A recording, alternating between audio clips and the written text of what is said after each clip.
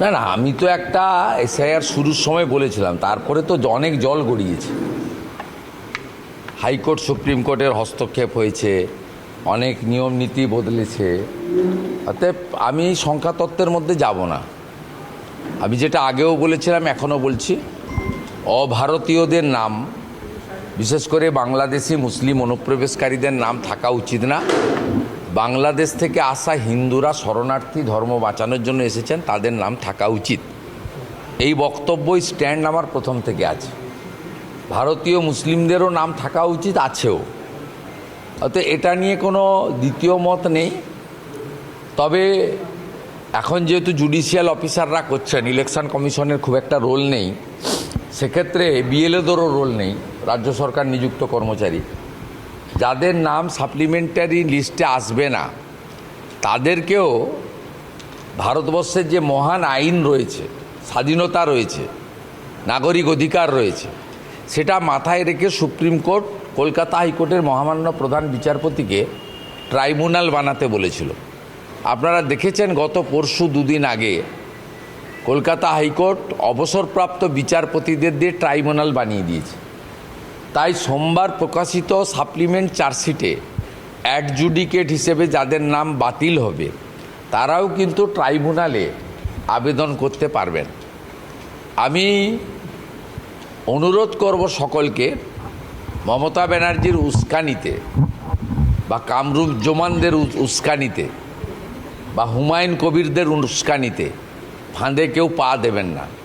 পশ্চিমবঙ্গে শান্তি বজায় রাখুন। যদি মনে করেন আমার সঙ্গে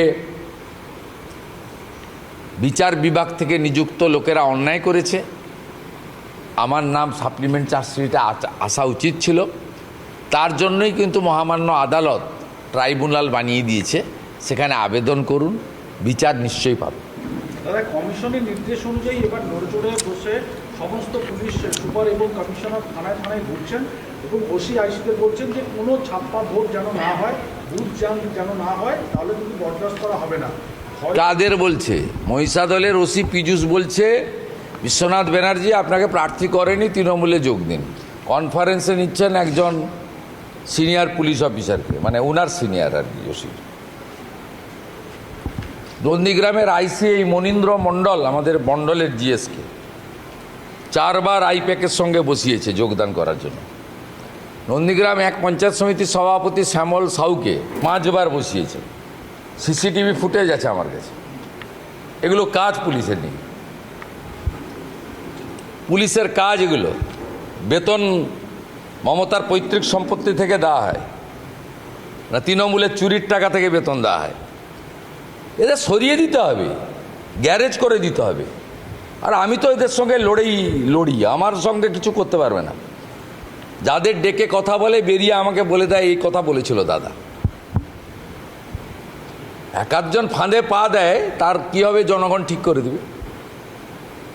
শুভেন্দু অধিকারী ভার্সেস মমতা ব্যানার্জির লড়াই আর শুভেন্দু অধিকারী ভার্সেস পবিত্রকর শান্তিগিরির লড়াই, ভোটাররা এত, নন্দীগ্রামের ভোটারদের এত অচেতন ভাবার কোনো কারণ নেই। তারা সচেতন বুদ্ধিমান ভোটার, তারা তাদের কোন প্রতিনিধিকে পাঠানো উচিত ভালো করে জানেন।